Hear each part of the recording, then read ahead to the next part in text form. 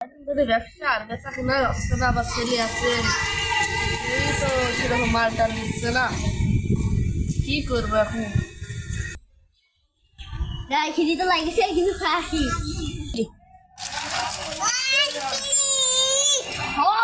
খাবো।